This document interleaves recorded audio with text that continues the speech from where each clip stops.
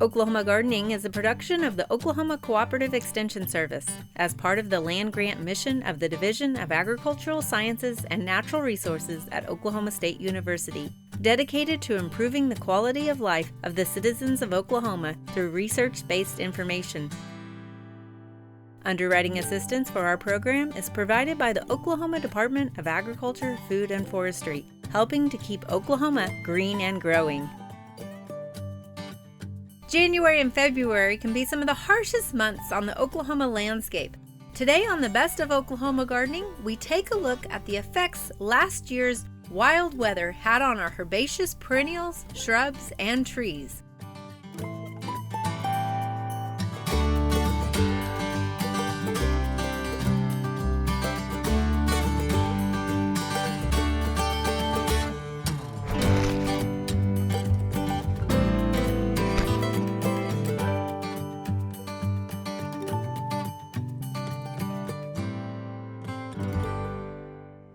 There's no mistaking that we had a winter this year in Oklahoma. In fact, it was one of historic proportions.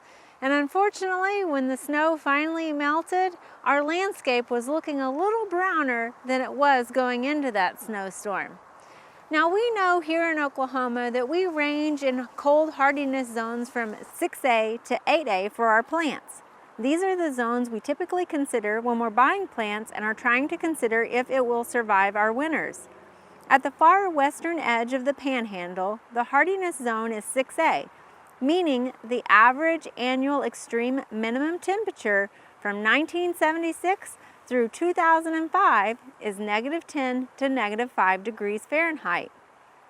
Meanwhile, down in the opposite corner of the state, in southeastern Oklahoma, the cold hardiness zone is 8A, or 10 to 15 degrees Fahrenheit. Now for most of Oklahoma, we're in zones 7A and 7B, meaning we want our perennial plants to be able to survive winter temperatures as low as 0 to 10 degrees Fahrenheit. If we look at the Oklahoma Mesonet site, we can look at the February summaries for any of the stations across our state. If you look at Oklahoma City, you can see that the temperatures were as cold as -6 one night and -15 the next night. This is well below what we typically expect our plants to survive.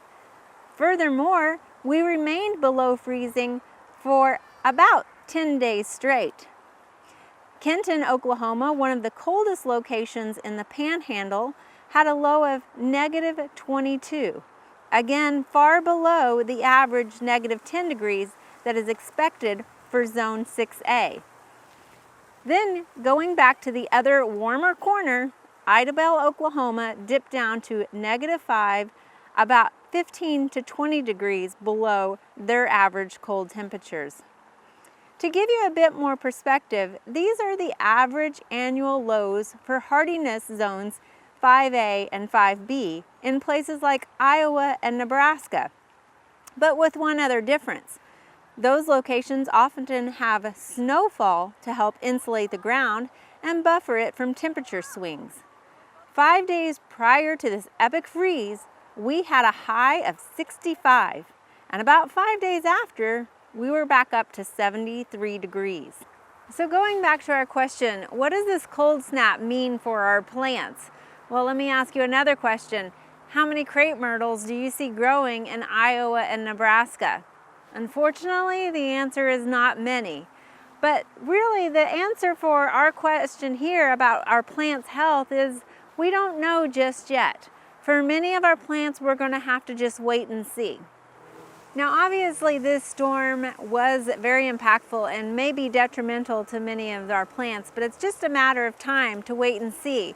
Obviously, a lot of our evergreens are now looking brown, and so we're going to have to check and see if they'll push out new growth. You can see on this particular deodar that we still have some greenery, but we're going to be watching some of those other buds to see if they push out new needles.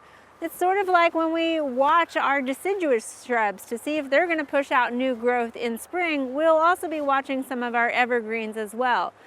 It really depends on the health of the plant and the maturity of plant as it went into this cold snap. The hardier that root system, the more it will have energy to push out new growth. If it was already weak and potentially damaged going into this, then it might be a little bit more problematic. Now, I suspect on some of our woody plants, such as crepe myrtles and nandinas, that they may have died back to the ground. This means that the upper vegetation above ground may have died, but the root system may still be viable. And if it's healthy and strong enough, it's going to push up new growth. And the reason why it didn't freeze is because actually the ground insulated it a little bit. And if you look at our temperatures, while our ambient air temperature got well into the negatives, the soil temperature hovered around that freezing point. So what are some practical tips for assessing whether your plants have survived this winter freeze? Well, the first thing that I'm least concerned about are native plants. While they might not be used to those cold temperatures here in Oklahoma, a lot of our native plants have a range that's wider and can handle much of that cold weather. The plants I would be most concerned about are anything that is tender or newly planted going into this winter. I know that I often try to press the boundaries on some of those plants in hopes that they will overwinter. And a lot of times we get lucky and we may have been able to overwinter some of those tender plants for the last few years. But anything that was right there on the hardiness zone boundary probably has been taken out by this last freeze that we had, unfortunately. The next thing I would look at is the location and where that plant was located. For instance, in a raised bed, anything that's planted in a raised bed or a container is going to be more susceptible to that freezing temperatures, especially something like this that's an elevated table and does not have that ground insulation at all. In fact, that ambient air can go all the way around this planting bed. Now, something like this concrete container here that we've built, it at least has that ground heat coming up and is not completely surrounded by ambient air. Now, it is exposed on the walls, so again, it is a little bit more at risk versus those plants that are actually planted in the ground. Now, for some of our clumping plants that we tend to think of as being evergreens, like this nandina, what you might look at and see that it looks dead from a distance, but if you actually dig down into the center of it, you'll find that it overwintered just fine, that there's plenty of green still in there. Now, this is probably going to push out a lot of new growth this spring, and so you'll have to manage this dead material on top just to keep it in a nice look, but it's going to recover just fine. Now, keep in mind, this is the time of year we often go through and clean up our garden, but we still have the chance of having a freeze until April 15th. Now, chances are we won't have anything like we experienced in February.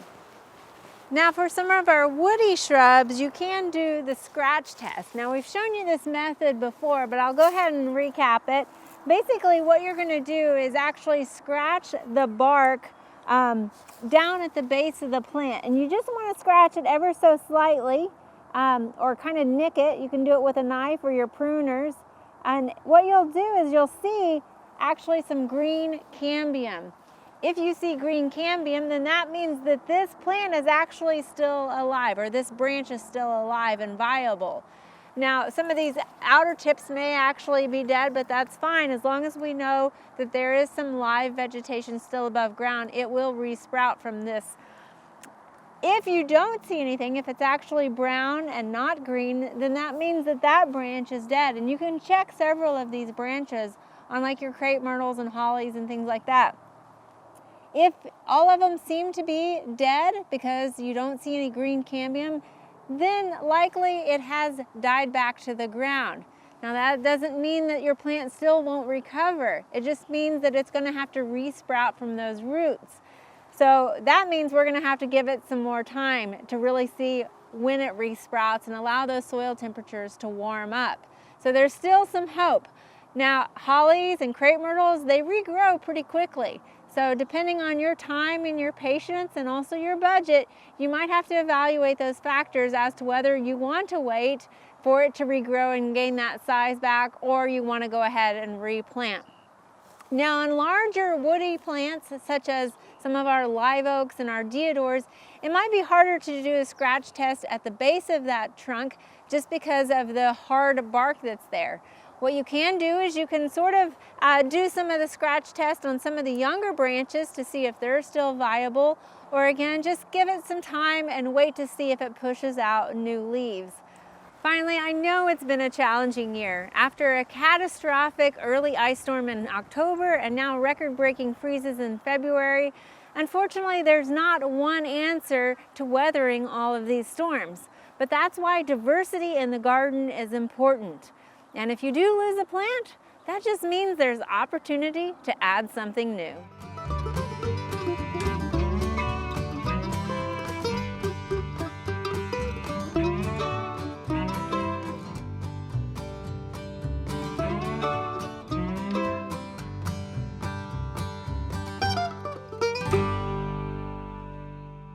This past February, we had a deep freeze, and when that happened, a lot of people were concerned about the effects that it would have on our landscape. And I was concerned too, but really the only thing we could do was to wait and see. Well, we're a few months away from that February freeze, and the temperatures have warmed up as well as the soil temperatures. So we're starting to see some life come back into our plants. Now, it might not be full on like we normally expect, and so that's what we're going to do, is evaluate some of those plants in our landscape to determine what we need to do. In some cases, we can cut them back, and unfortunately, in some cases, that means pulling those plants out. And in some cases, it means that they actually came through just fine and regrew just as good as they always do.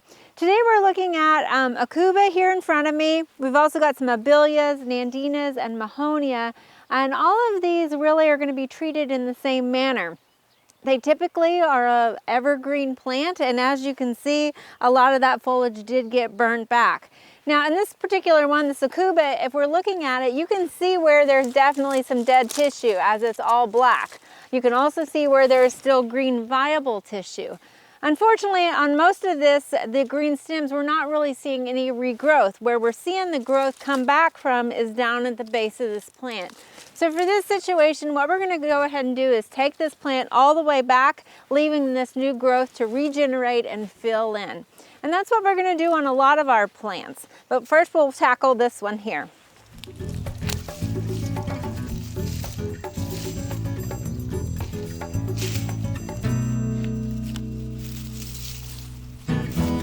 Now that we've got our Aucubas cleaned up here, one thing you want to be careful of is make sure you're not throwing away any of your plant labels.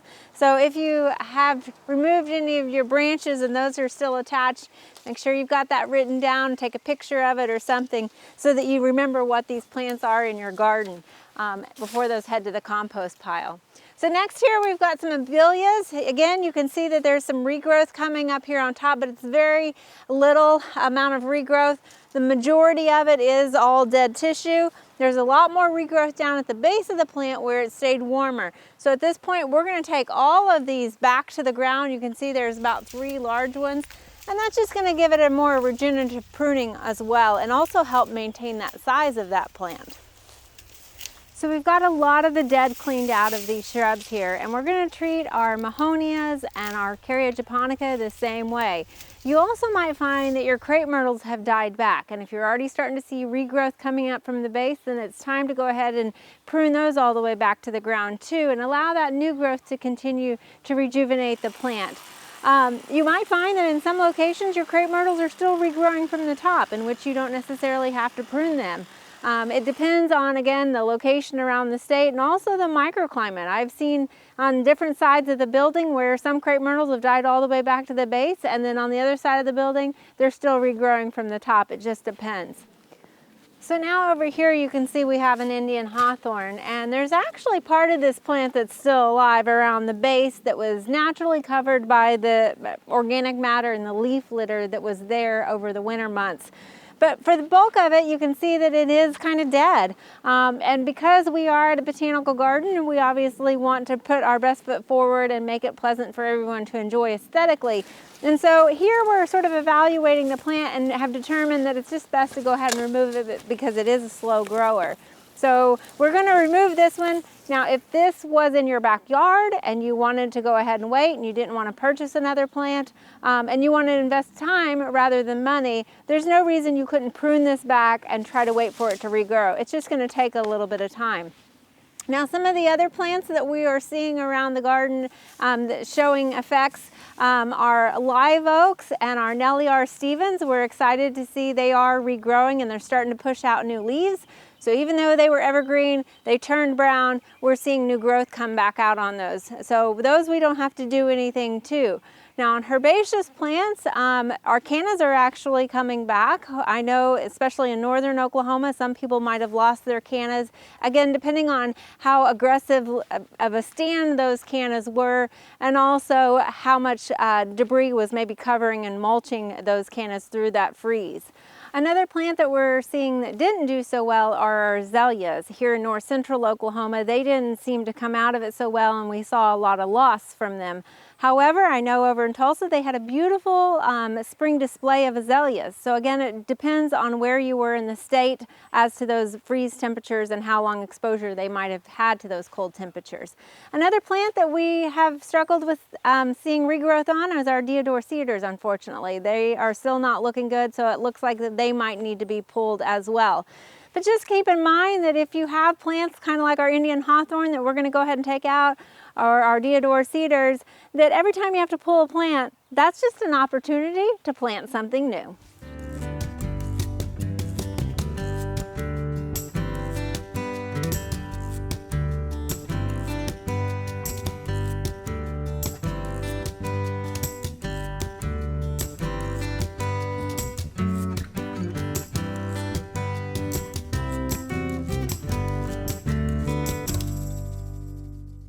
We're back here in our keyhole garden, and it's been a few years since we've been in here and visited it with you guys. We wanted to kind of showcase it and tell you what's been going on. A couple of years ago, we planted some perennials in here, including just a couple of Helene von Stein lamb's ears, and you can see how they have taken off. They've really enjoyed the soil that they're growing in here. And of course, we've still got some Mexican feathergrass as well. So at this point, we're kind of looking at this lamb's ear and we need to do something about it. It's kind of taken over. So I wanted to share with you what you might do if you have a situation where you've got some perennials and you're looking at cutting them back, getting them ready for the spring. And what you're going to do is just take a couple of hand pruners or whatever kind of pruners or scissors you might have for landscaping. And we're going to go in here and just start chopping some of this old growth back. When you get in here, you can see how there are these older canes, and a lot of this is just old growth up here. But if you go down into it where it's been warmer over the winter time, you can see there's new growth coming on. So we're just going to trim back to where that new growth is, and that'll allow fresh new growth to come out this spring.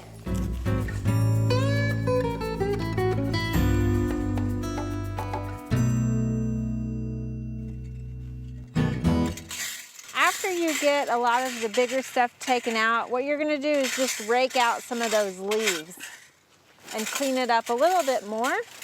And you can see that the plant itself is not actually as big as what it first appeared.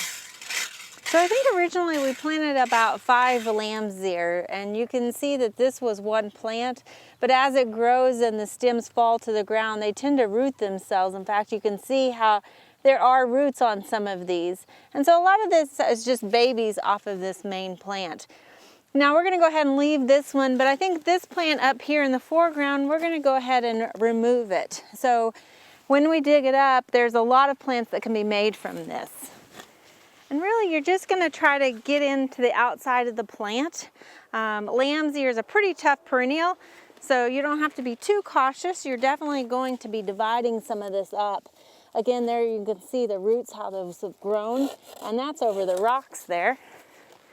So we're just going to go in here with our shovel and start digging. All right, as you dig it up, you can see we've got a good clump here with a good amount of root system on it. But this is actually a really large plant, and as I was digging, it actually divided itself. You can see here's another plant here. And again, we're just going to pull some of those roots. But even this can be divided further and actually wants to. You can do this with your hands. A lot of times they'll just tease apart that way. Or you can go in with your shovel on something larger like this and actually use your shovel blade to cut it in half and divide those roots, because they can be quite coarse. So out of that one plant, you can see that we were able to multiply it and get 4 new plants to add to our garden.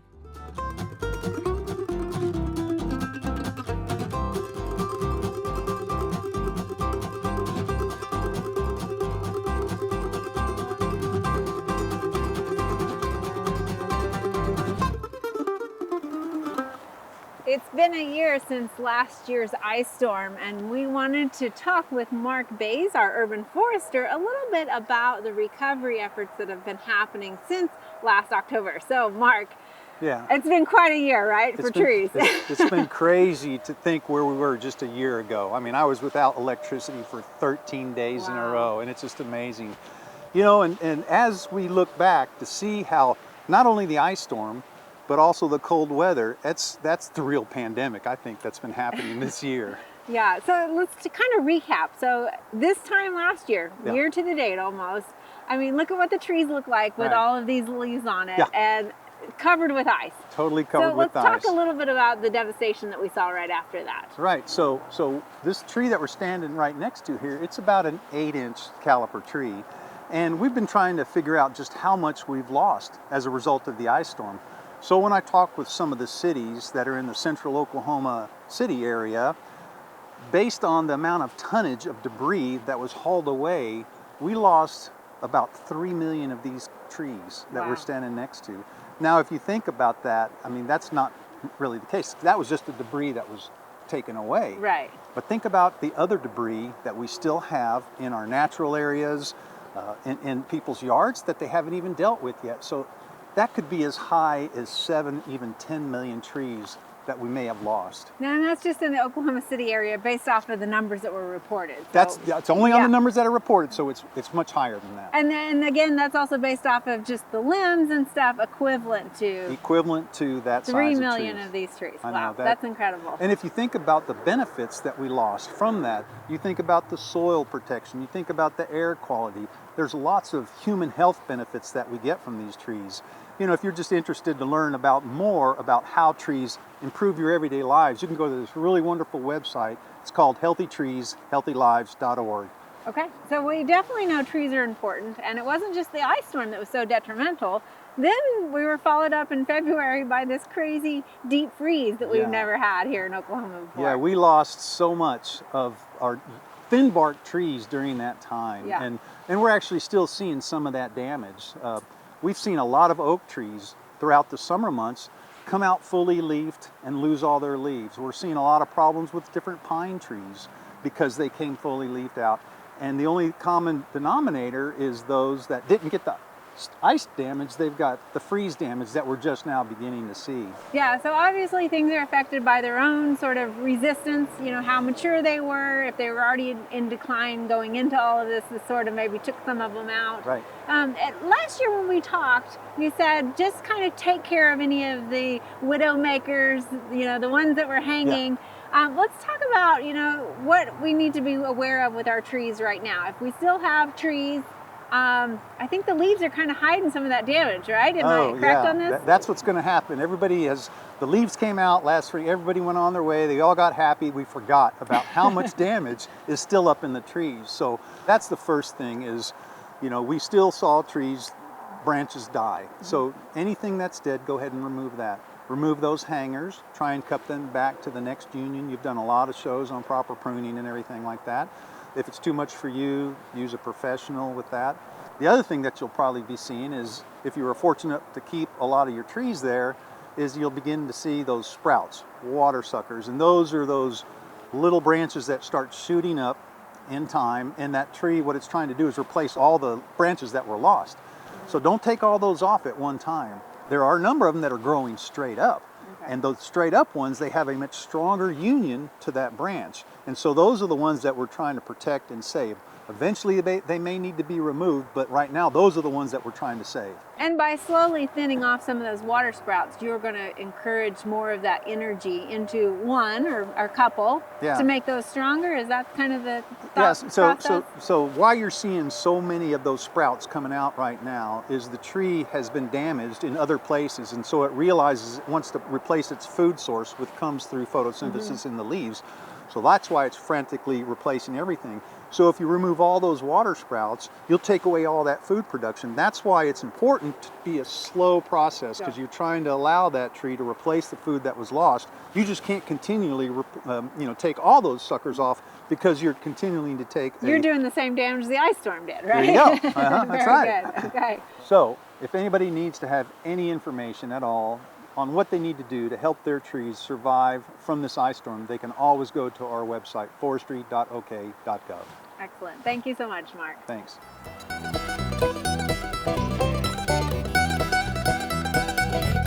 There are a lot of great horticulture activities this time of year. Be sure and consider some of these events in the weeks ahead.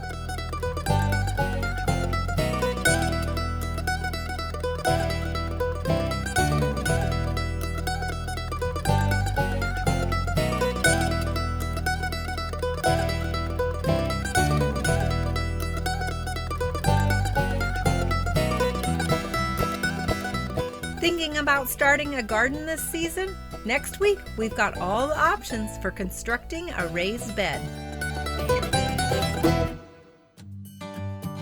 To find out more information about show topics as well as recipes, videos, articles, fact sheets, and other resources, including a directory of local extension offices, be sure to visit our website at oklahomagardening.okstate.edu. And we always have great information, answers to questions, photos, and gardening discussion on your favorite social media as well. Join in on Facebook, Twitter, and Instagram. You can find this entire show and other recent shows, as well as individual segments, on our Oklahoma Gardening YouTube channel. Tune in to our OK Gardening Classics YouTube channel to watch segments from previous hosts. Oklahoma Gardening is produced by the Oklahoma Cooperative Extension Service as part of the Division of Agricultural Sciences and Natural Resources at Oklahoma State University. The Botanic Garden at OSU is home to our studio gardens, and we encourage you to come visit this beautiful Stillwater gem.